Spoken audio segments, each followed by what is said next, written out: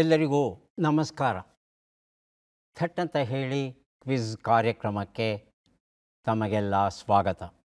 ಜೀವ ಜಗತ್ತಿನಲ್ಲಿ ಅದೆಷ್ಟು ಅದ್ಭುತಗಳಿವೆ, ಒಂದೊಂದನ್ನು ನೋಡ್ತಾ ಹೋದರೆ ಆಶ್ಚರ್ಯವಾಗುತ್ತೆ. ಉದಾಹರಣೆಗೆ ಶ್ರೀಗಂಧದ ಮರ ಸ್ವತಂತ್ರವಾಗಿ ಬೆಳೆಯೋಕ್ಕೆ ಸಾಧ್ಯವೇ ಇಲ್ಲ. 4 ಮರಗಳು ಇದ್ದರೆ ಮಧ್ಯದಲ್ಲಿ ಶ್ರೀಗಂಧವನ್ನು ನೆಟ್ಟರೆ ಅದು ಬೆಳೆಯುತ್ತೆ, ಸ್ವತಂತ್ರವಾಗಿ ಬೆಳಿಲಾರ್ದು. ಯಾಕೆ ಬೆಳಿಲಾರ್ದು ಅಂದರೆ ನೀರನ್ನು ಹೀರಿಕೊಳ್ಳುವ ಮಣ್ಣಿನಲ್ಲಿರ್ತಕ್ಕಂಥ ಖನಿಜ ಮತ್ತು ಲವಣಗಳು ಏನಿದೆ ಅವುಗಳನ್ನು ಹೀರಿಕೊಳ್ಳುವಂಥ ಬೇರಿನ ಭಾಗ ಏನಿದೆ, ರೂಟ್ ಹೇರ್ಸ್ ಅಂತ ಏನು ಕರಿತೇವೆ, ಅದು ಶ್ರೀಗಂಧದ ಮರಕ್ಕೆ ಇಲ್ಲ. ಹಾಗಾಗಿ ಆ ಮರ ಏನು ಮಾಡುತ್ತೆ, ಅಕ್ಕಪಕ್ಕದಲ್ಲಿ ಮರಗಳಿದ್ದರೆ ಅವುಗಳ ಬೇರಿಗೆ ಹೋಗಿ ಅಲ್ಲಿ ಕನ್ನ ಹಾಕಿ ಅವು ಕುಡಿಯುವಂಥ ನೀರನ್ನು, ಲವಣ ಖನಿಜಗಳನ್ನು ಹೀರಿಕೊಂಡು ತಾನು ಬೆಳೆಯುತ್ತೆ. ಅನಿಕೇತನ, ಕುವೆಂಪು ಅವರೇನೋ ಬಹಳ ಸುಲಭವಾಗಿ ಅನಿಕೇತನ ಅನ್ನೋ ಶಬ್ದವನ್ನು, ಮನೆಯನ್ನೇ ಕಟ್ಟದಿರು ಎನ್ನುವ ಶಬ್ದವನ್ನು ಬಳಸಿಬಿಟ್ರು. ನಿಜವಾಗಿಯೂ ಮನೆಯನ್ನೇ ಕಟ್ಟದೇ ಇರತಕ್ಕಂಥ ಜೀವಿಗಳು ಉಂಟಾ ಜಗತ್ತಲ್ಲಿ ಅಂದರೆ ಅದು ಹಕ್ಕಿಗಳು, ಅದರಲ್ಲೂ ವಲಸೆಯ ಹಕ್ಕಿಗಳು. ವಲಸೆಯ ಹಕ್ಕಿಗಳು ಯಾವತ್ತಿಗೂ ಮನೆಯನ್ನು ಕಟ್ಟದೆ ಇಡೀ ಜಗತ್ತನ್ನೇ ಸುತ್ತು ಹಾಕಿಕೊಂಡು ಬರೋ ಹಕ್ಕಿಗಳು ಸಹ ಉಂಟು. ಕೀಟ ಜಗತ್ತಿನಲ್ಲಿ ಅತ್ಯಂತ ದೊಡ್ಡ ಪ್ರಮಾಣದ ಶಬ್ದ ಮಾಡೋದು ಯಾವುದು? ಸಿಕ್ಯಾಡ. ಸಿಕ್ಯಾಡ ಬಹಳ ಸೂಕ್ಷ್ಮ ಕೀಟ. ಅದು ಶಬ್ದ ಮಾಡ್ತು ಅಂದರೆ 2 ಕಿಲೋಮೀಟರ್ವರೆಗೂ ಕೇಳಿಸುತ್ತೆ. ಸಾಮಾನ್ಯವಾಗಿ ಬೇಸಿಗೆಯಲ್ಲಿ ಕಂಡುಬರುತ್ತೆ. ಇದಕ್ಕೇನು ಮಾಡುತ್ತೆ, ತನ್ನ ಹಿಂಗಾಲುಗಳನ್ನು ತಗೊಂಡು ರೆಕ್ಕೆಯನ್ನು ಉಜ್ಜುತ್ತೆ, ಆಗ ಆ ಪ್ರಮಾಣದ ಶಬ್ದ ಹೊರಡುತ್ತೆ. ಜೀವ ಜಗತ್ತಲ್ಲಿ ಹೀಗೆ ಇರುವ ಅದ್ಭುತಗಳು ಏನಿವೆ ಅವುಗಳನ್ನೆಲ್ಲ ಹುಡುಕುವ, ನೋಡುವ, ದಾಖಲಿಸುವ ಒಂದು ಅಪರೂಪದ ಹವ್ಯಾಸವನ್ನು ರೂಪಿಸ್ಕೊಂಡಿದ್ದಾರೆ ಡಾಕ್ಟರ್ ಸಂಜಯ್ HR ಅವರು.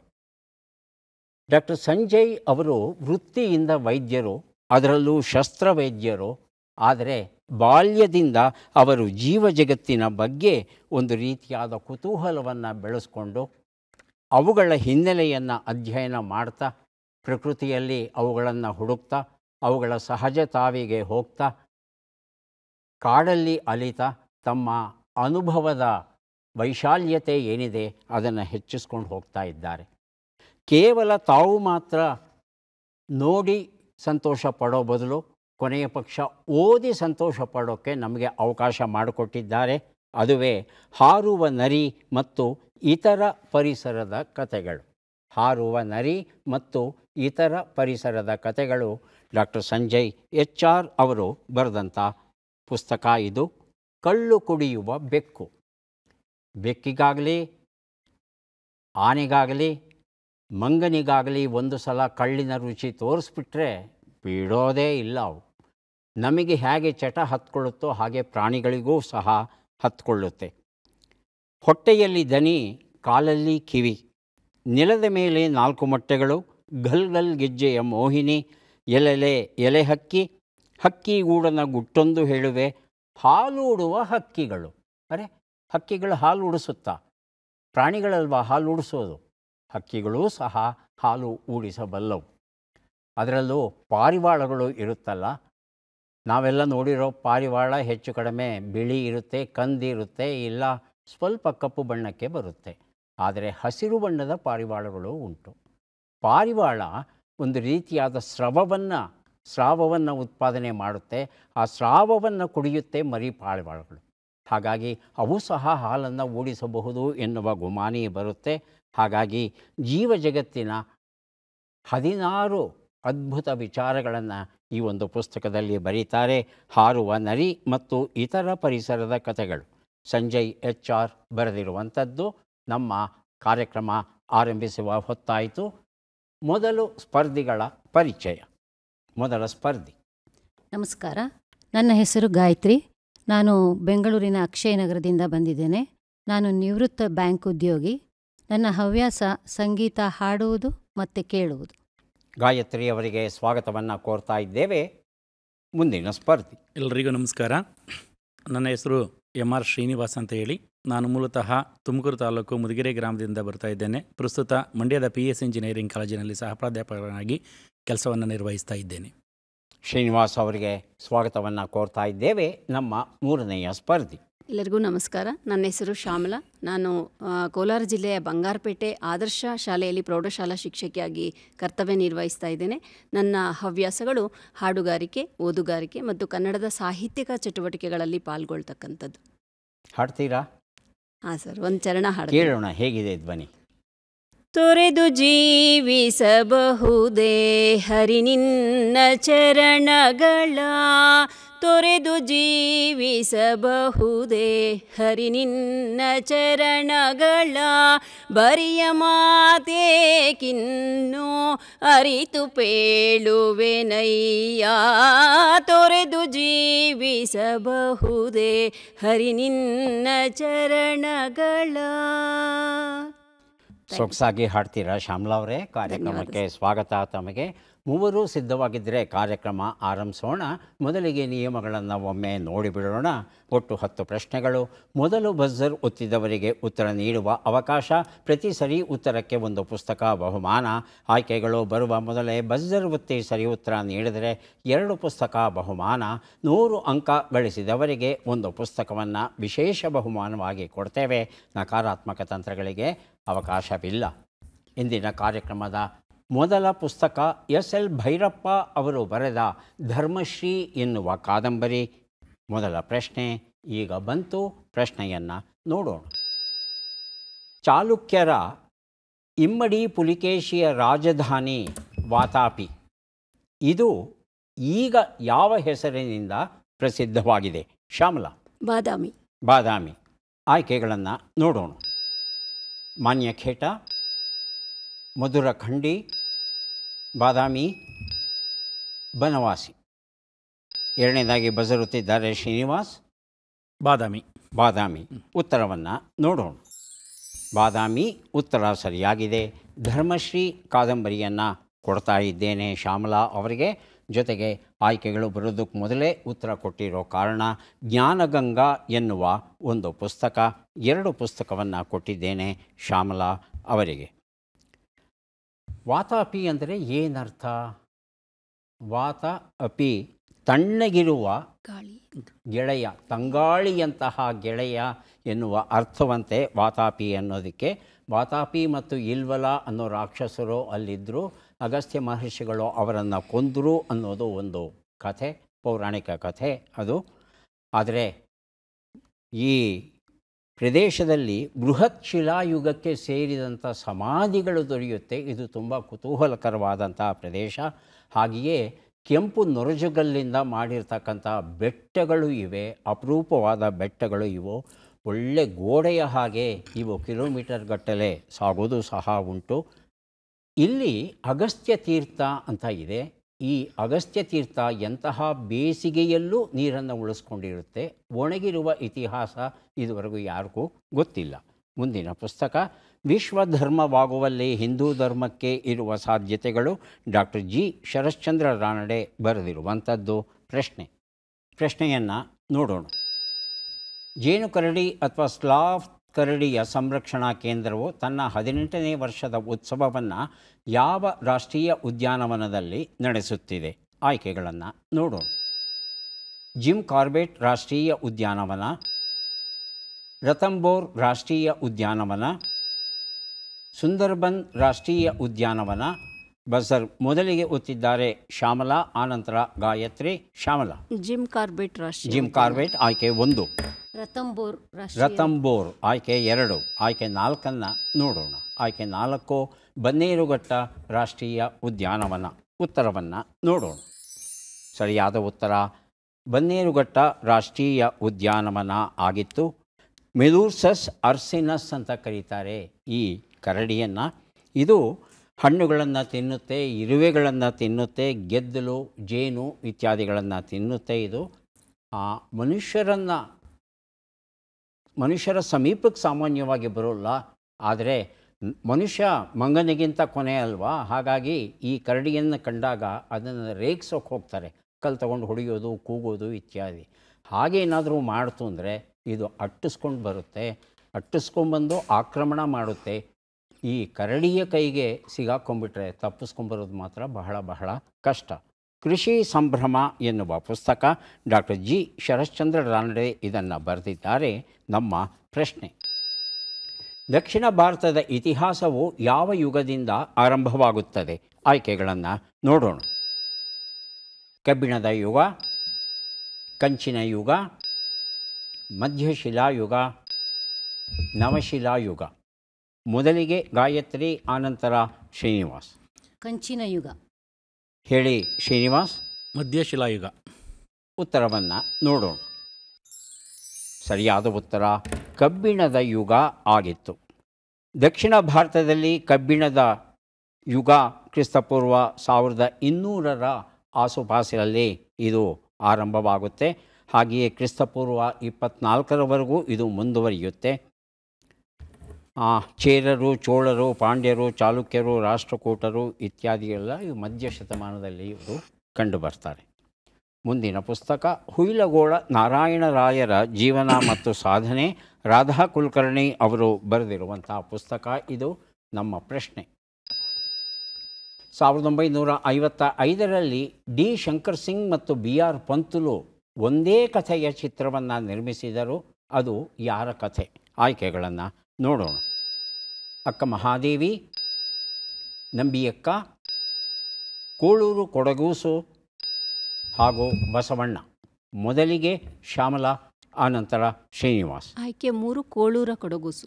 ಆಯ್ಕೆ 3. ಹೇಳಿ ಶ್ರೀನಿವಾಸ್. ಬಸವಣ್ಣ. ಬಸವಣ್ಣ ಆಯ್ಕೆ 4. ಸರಿಯಾದ ಉತ್ತರ ಈಗ ಬಂತು. ನಂಬಿಯಕ್ಕ ಆಗಿತ್ತು. ನಂಬಿಯಕ್ಕ ಶಿವಶರಣೆ ನಂಬಿಯಕ್ಕ ಅನ್ನೋ ಹೆಸರಲ್ಲಿ, ನಂಬಿಯಕ್ಕ ಅನ್ನೋ ಹೆಸರಲ್ಲಿ 2 ಚಿತ್ರಗಳು ನಿರ್ಮಾಣವಾಗುತ್ತೆ, ಹೆಚ್ಚು ಕಡಿಮೆ ಒಟ್ಟಿಗೆ 1955ರಲ್ಲಿ. ಈಗ ನಾವು ಕೊಡ್ತಾ ಇದ್ದೇವೆ ಬ್ಯಾಡಗಿ ಬಾಗಿನ, ಶ್ರೀಮತಿ ಸಂಕಮ್ಮ ಜಿ ಸಂಕಣ್ಣನವರ ಅಭಿನಂದನಾ ಕೃತಿ ಇದು. ಪ್ರಶ್ನೆ: ಬಿಟ್ಟಕ್ಷರಗಳನ್ನು ತುಂಬಿ. ತ, ಹಿ, ಯ, ತ, ಟಿ.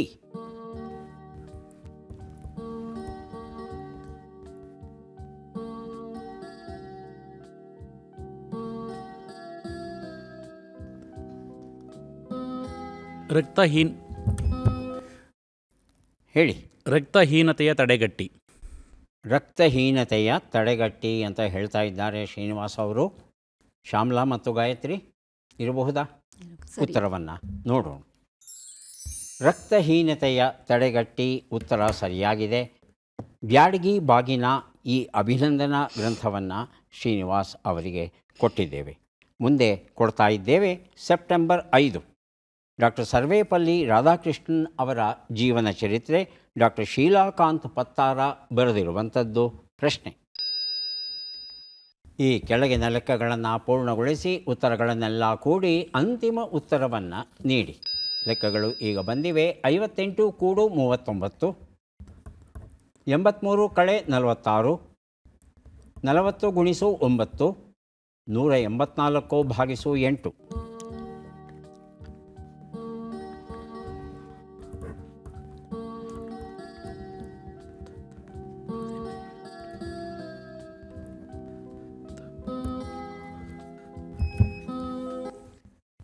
ಶ್ರೀನಿವಾಸ್. 609.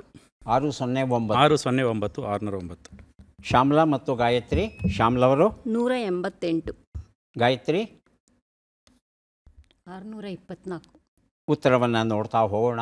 ಒಂದು ಉತ್ತರ 97, 37, 360, 23 ಎಲ್ಲವನ್ನು ಕೂಡಿದ್ರೆ 517 ಬಂದಿದೆ. ಈ ಉತ್ತರವನ್ನು ಯಾರೂ ಕೊಟ್ಟಿಲ್ಲ. ಮುಂದೆ ನಾವು ಕೊಡ್ತಾ ಇದ್ದೇವೆ ಪ್ರೇಮ್ಚಂದರ್ ಅವರ ಕಥೆಗಳು. ನಮ್ಮ ಪ್ರಶ್ನೆ: ಈ ಪದ್ಮ ಪುರಸ್ಕೃತರನ್ನು ಗುರುತಿಸಿ. ಚಿತ್ರವನ್ನು ನೋಡೋಣ.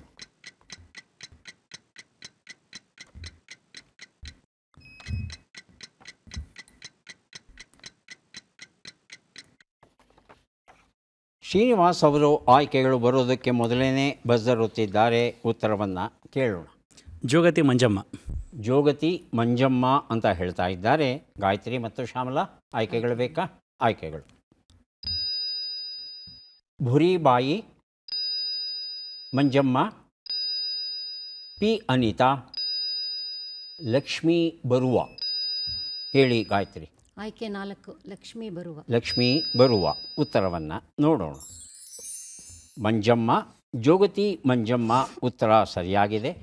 ಪದ್ಮಶ್ರೀ ಗೌರವವನ್ನು ನೀಡಿದೆ ನಮ್ಮ ಸರ್ಕಾರ.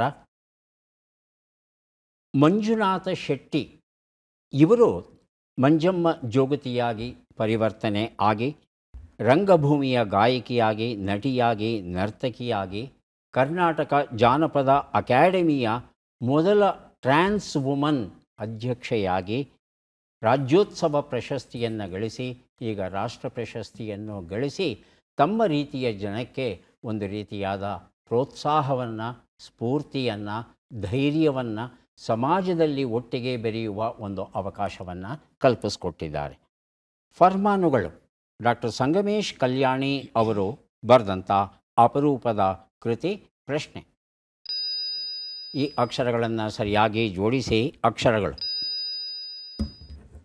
ಅ, ಪ್ರ, ಶ, ಮ, ವಿ, ಕ್ರ, ಲ, ವೆ.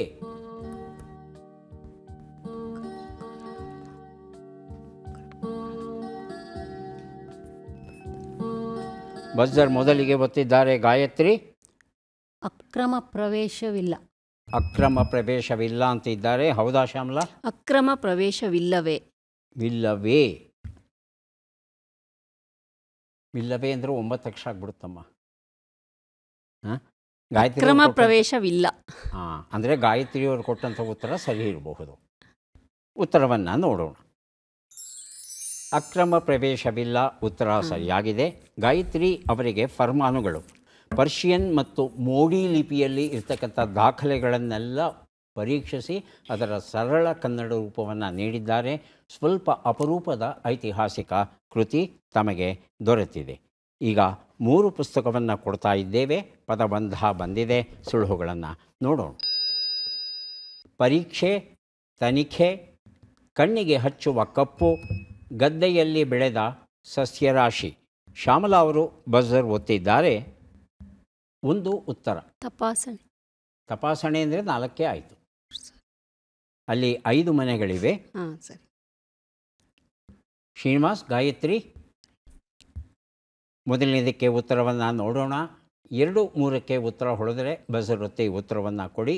ಒಂದು ಉತ್ತರ ಅಜಮಾಯಿಷಿ ಅಂತ ಹೇಳ್ತಾರೆ. ಸ್ವಲ್ಪ ಅಪರೂಪದ ಶಬ್ದ. 2ನೇ ಪ್ರಶ್ನೆಗೆ ಗಾಯತ್ರಿಯವರು ಉತ್ತರ ಕೊಡೋಕ್ಕೆ ಸಿದ್ಧವಾಗಿದ್ದಾರೆ. ಕಾಜಲ್. ಹಾಂ, ಕಾಜಲ್. ಕಾಜಲ್ ಅಂತ ಕನ್ನಡದಲ್ಲಿ ಇದೆಯಾ ಶಬ್ದ? ನನಗೆ ಗೊತ್ತಿಲ್ಲ. ಅಂಜನ. ಅಂಜನ. ಶ್ಯಾಮಲಾ ಅವರ ಉತ್ತರ ಅಂಜನ. ಶ್ರೀನಿವಾಸ್, ಅಂಜನ. ಇಬ್ಬರಲ್ಲಿ ಯಾರು ಸರಿ? ಅಂಜನ. ಅಂಜನ ಸರಿ. ಅಂಜನ ಸರಿ. ಉತ್ತರವನ್ನು ನೋಡೋಣ. ಅಂಜನ ಸರಿಯಾಗಿದೆ. 3 ಉತ್ತರ ಗದ್ದೆಯಲ್ಲಿ ಬೆಳೆದ ಸಸ್ಯರಾಶಿ. ಹೇಳಿಮ್ಮ. ಕುಯಿಲು. ಶ್ಯಾಮಲಾ. ಕುಯಿಲು. ಕುಯಿಲು. ಇನ್ಯಾರಾದರೂ ಉತ್ತರ ಕೊಡ್ತೀರಾ? ಶ್ರೀನಿವಾಸ್ ಮತ್ತು ಗಾಯತ್ರಿ. ಉತ್ತರವನ್ನು ನೋಡೋಣ. ಅದು ಪೈರು. ಕುಯಿಲು ಅಂದರೆ ಕತ್ತರಿಸೋದು, ಕಟಾವು ಮಾಡೋದು. ಅದರ ಬಗ್ಗೆ ನಾವೇನು ಮಾತಾಡಿಲ್ಲ. ಬೆಳೆದಿರೋ ಸಸ್ಯರಾಶಿ ಅಷ್ಟೇ. ಅದು ಪೈರು ಆಗಿತ್ತು. 1 ಪುಸ್ತಕವನ್ನು ಶ್ಯಾಮಲಾ ಅವರಿಗೆ ಕೊಟ್ಟಿದ್ದೇವೆ. ಈಗ ಕೊನೆಯ ಘಟ್ಟಕ್ಕೆ ಬಂದಾಯಿತು. ಚಟ್ಪಟ್ ಚಿನ್ಕುರಳಿ. 5 ಪ್ರಶ್ನೆಗಳು ಗಾಯತ್ರಿ ಅವರಿಗೆ. ಸಿದ್ಧವಾಗಿದ್ದರೆ ಆರಂಭಿಸ್ತೇವೆ. ಮೊದಲ ಪ್ರಶ್ನೆ: ಬಣ್ಣ ಬಯಲಿಗೆ ಬರು ಎನ್ನುವ ನುಡಿಗಟ್ಟಿನ ಅರ್ಥವೇನು? ಕಳಪೆ ದರ್ಜೆಯ ಬಣ್ಣ, ರಹಸ್ಯ ಹೊರಬರು. ರಹಸ್ಯ ಹೊರಬರು. ಮುಂದಿನ ಪ್ರಶ್ನೆ: ಕೊರಳ ಆಭರಣ ಎಂಬ ಅರ್ಥವನ್ನು ಕೊಡುವ ಶಬ್ದ ಯಾವುದು? ಅಡ್ಡಿಕೆ, ಒಡ್ಯಾಣ. ಒಡ್ಯಾಣ. ಮುಂದಿನ ಪ್ರಶ್ನೆ: ಆದಿಶೇಷನಿಗೆ ಎಷ್ಟು ನಾಲಿಗೆಗಳಿವೆ? 100, 1000. 100. ಮುಂದಿನ ಪ್ರಶ್ನೆ: ಈ ಗಾದೆಯನ್ನು ಪೂರ್ಣಗೊಳಿಸಿ. ಗಂಟು ಹೋಯಿತು, ನಂಟು ಹೋಯಿತು. ನಂಟು ಹೋಯಿತು. 5ನೇ ಪ್ರಶ್ನೆ: ಈ ಒಗಟನ್ನು ಬಿಡಿಸಿ, ಈ ಲೆಕ್ಕವನ್ನು ಸರಿಪಡಿಸಿ. 81 ಗುಣಿಸು 09 108 ಉತ್ತರ.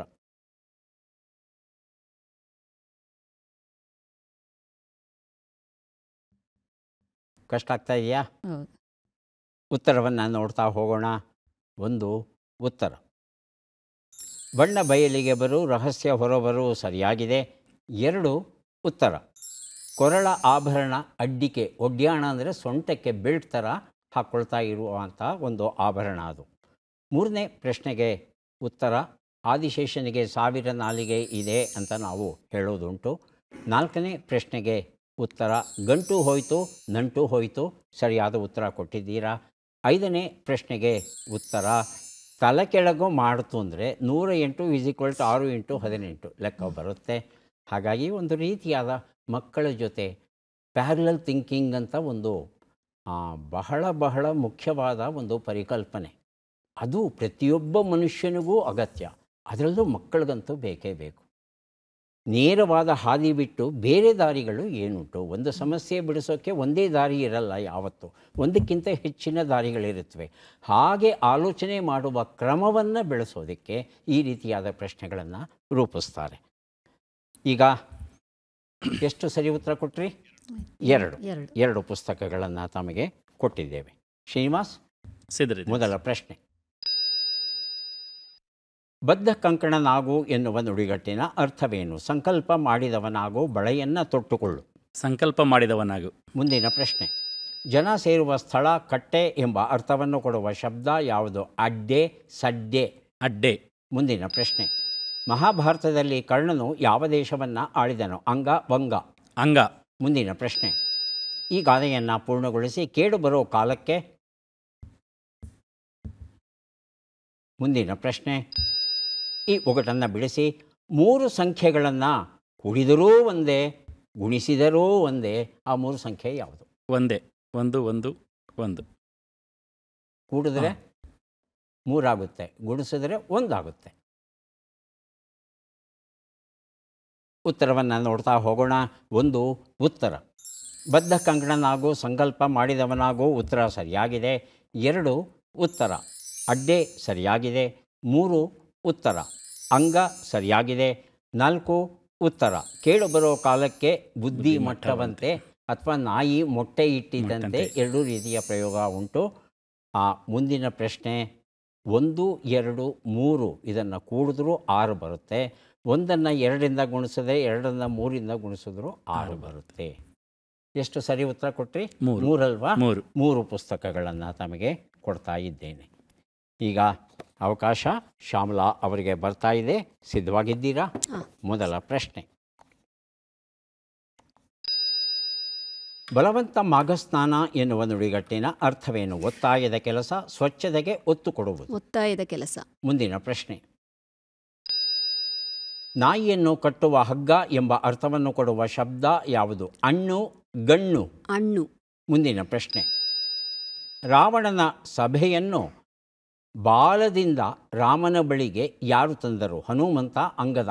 ಹನುಮಂತ. ಮುಂದಿನ ಪ್ರಶ್ನೆ. ಈ ಗಾದೆಯನ್ನು ಪೂರ್ಣಗೊಳಿಸಿ. ಬೆಳ್ಳಗಿರೋದು ಹಾಲಲ್ಲ, ಹೊಳೆಯೋದೆಲ್ಲ ಚಿನ್ನವಲ್ಲ. ಹೊಳೆಯೋದೆಲ್ಲ ಚಿನ್ನವಲ್ಲ. 5ನೇ ಪ್ರಶ್ನೆ. ಈ ಒಗಟನ್ನು ಬಿಡಿಸಿ. 8ನ್ನು ಎಷ್ಟು ಸಲ ಬೇಕಾದರೂ ಕೂಡಿ ಉತ್ತರ ನಮಗೆ 1000 ಬರಬೇಕು.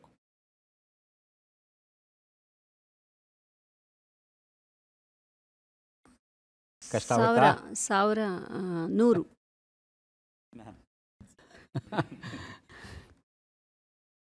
ಉತ್ತರವನ್ನು ನೋಡ್ತಾ ಹೋಗೋಣ. 1 ಉತ್ತರ.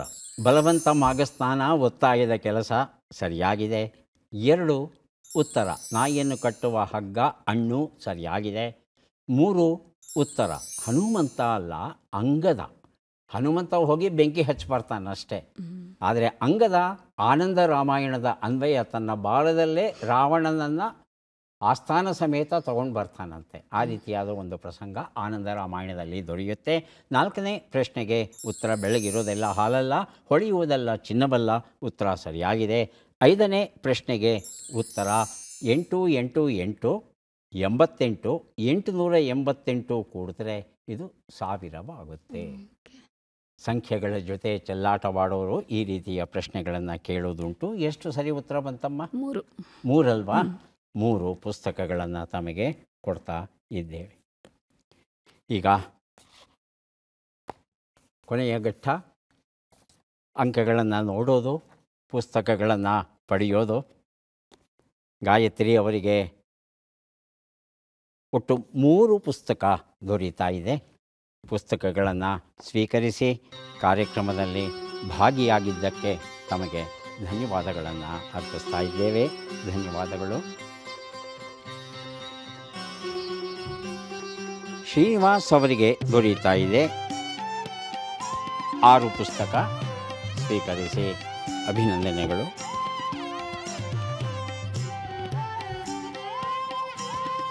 ಶ್ಯಾಮಲಾ ಅವರಿಗೂ 6 ಪುಸ್ತಕ ದೊರೀತಾ ಇದೆ. ಸ್ವೀಕರಿಸಿ ಅಭಿನಂದನೆ.